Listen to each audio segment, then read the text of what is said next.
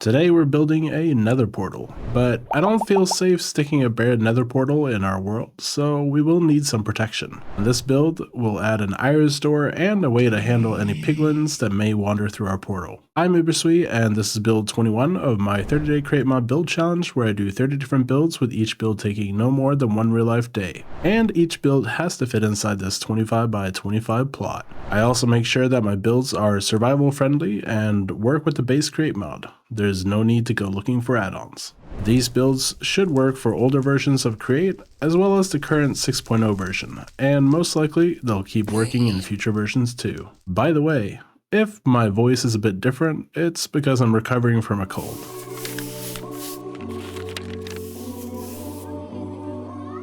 And here we go. I would usually show a time lapse of how I built this, but my replay mod is acting up today, so we're just skipping right to this part. And basically what I did is I took some polished blackstone in different variants here, and as well as just plain blackstone, and just built up a little bit of a platform, and it's hollow on the inside, and then we have the nether portal in the middle. And then I took some blue terracotta along with some light blue terracotta and built this portal, like the iris door, I guess. Basically, it's just a circle, so you have 1, 2, 3, 4, 5 along the top, and 5 here on the side, and I'm just going in 1 and 1 like that.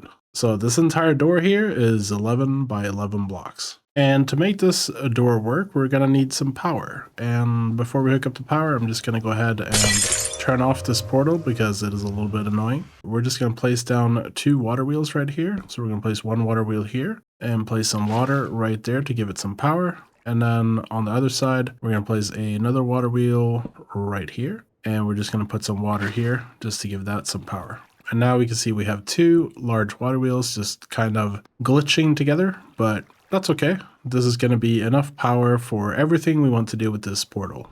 Now, the first thing we need to do is glue each section. And to do this, I'm just going to try to make as large as squares as possible like this. And we basically want to glue everything that's to the left of each slice, sort of. It's kind of hard to explain here.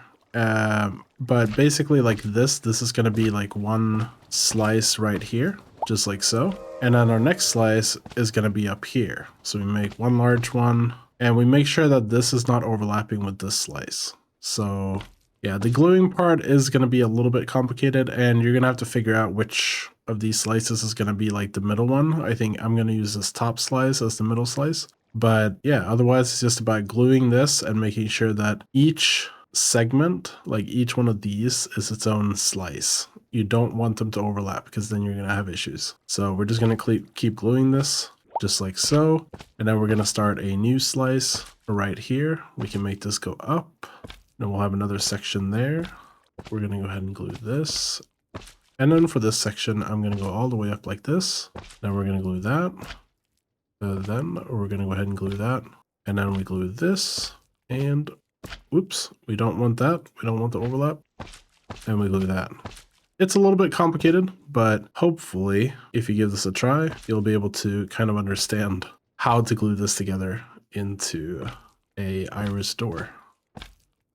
So you can see, this is one slice right there. And then finally, we have this slice right here, which is going to be glued just like so.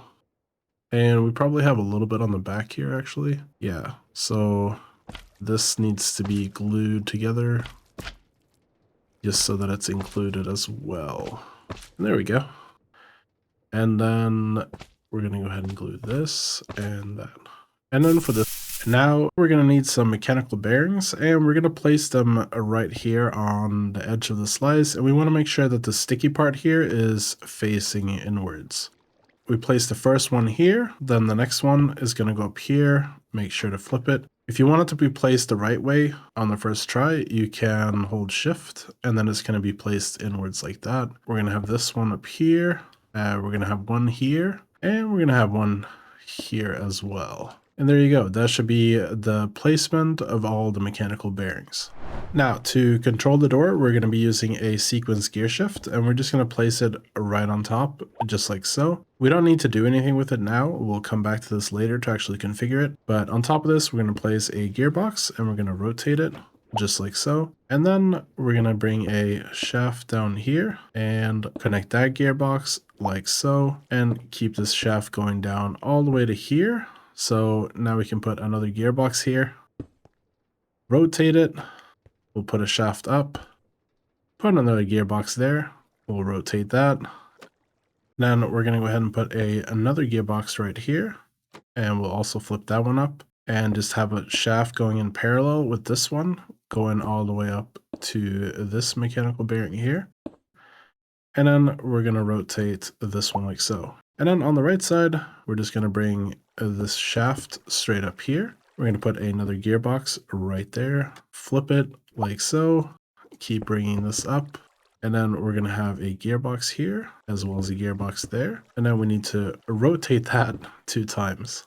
And then here, we're going to need one more shaft along with a gearbox, rotate it, bring this shaft all the way down to this mechanical bearing, and then we'll put another gearbox there. And now these should all be powered. One important thing that we need to do before we test this is we need to go to all our mechanical bearings here, and we need to set these to only place near initial angle. So, go through and make sure that these are all set to only place near initial angle. And once you have done that, you can go ahead and right click on our sequence gear shift here. And for now, we can just leave this at turn to 90 degrees. And then we want a time delay of, let's do 3 seconds for now. And then we need to have turn by angle, and we want to do the reverse. So turn by 90 degrees and then turn back 90 degrees so that we always reset to the same position. We can shift and right click in order to place a button here. And then moment of truth, we can go ahead and test this. And it's not really working the way we want it to, but things are moving. So to fix this issue, we can kind of look at which door is like turning the right way, which one is turning the wrong way. And we can see that this one is going the wrong way, but this one up here is going the right way. What we need to do here is we need to put another gearbox here just to reverse the rotation. And then up here, we can put another gearbox to reverse the rotation back again. And that should fix that side. Yeah. So these two are okay now. However, this one needs to reverse. So if we go up here, we can put a gearbox right there like so. See, yeah, so this one is not rotating the correct way. So we just need to place a gearbox here and we should be good to go. And we need to go ahead and rotate that like so. And now, the moment of truth. Hey, we kind of have an iris door working. Now, they are turning a little bit too far here, so we can probably reduce the angle a little bit. So what if we set this to 60 maybe? You don't want to set these too low because then it's going to like snap back into place and then we might get some issues. Like if we set it to 45 degrees or less, that might be an issue. Okay, I think this one is configured a little bit wrong, so we probably forgot to set this to only place near initial, and that's where we're getting that bug. Because now, yeah, there we go. Right way. See, yeah, so this one is not rotating the correct way, so we just need to place a gearbox here, and we should be to go. Go ahead and rotate that like so. We want to control this nether portal remotely, so what we can do is we can use some redstone links, and we'll just place one here on top of our sequence gear shift. And then we'll set the signal here to be obsidian or crying obsidian, and oops, I held shift. And crying obsidian. So frequency 1 and 2 are just going to be crying obsidian because that's something I'm not going to be using for anything else. And then we'll set this to receiver mode, just like so. Then out here in front of our portal, I'm just going to dig down a little bit. And underneath this grass block here, we're going to place another redstone link, just like so. And we're going to set both of the frequencies to crying obsidian. And then we'll place a golden pressure plate on top, just like so. And now, when we step on this, it will open our portal. Now I'm going to do a little bit of decorating and hooking up the rest of our functionality that we need, and then I'll be back to show you how everything works and the final finished build. And here we are, the finished portal. Now, just like before, you can step on this pressure plate here and it will open up the portal. And we can go ahead and go inside. I have set this to last for 10 seconds. And we can, of course, enter the portal. And now we're in the Nether. And on this side, it's going to create a regular sized portal unless you decide to change this yourself. But if we head back inside, we can see the portal is still open. And if we go back here, you can see that I placed some turtle eggs back here. And that's in case we get any kind of like piglins or anything like that, then they're going to come through and they're going to be attracted to this turtle eggs. You also have this button here in case you want to, open the portal to go outside again. And of course, no piglins will be smart enough to actually press a button. So that's why I added that there. I'm just gonna simulate some piglins here with an egg. So let's say they spawn in here, then hopefully they should be attracted to those turtle eggs. There we go.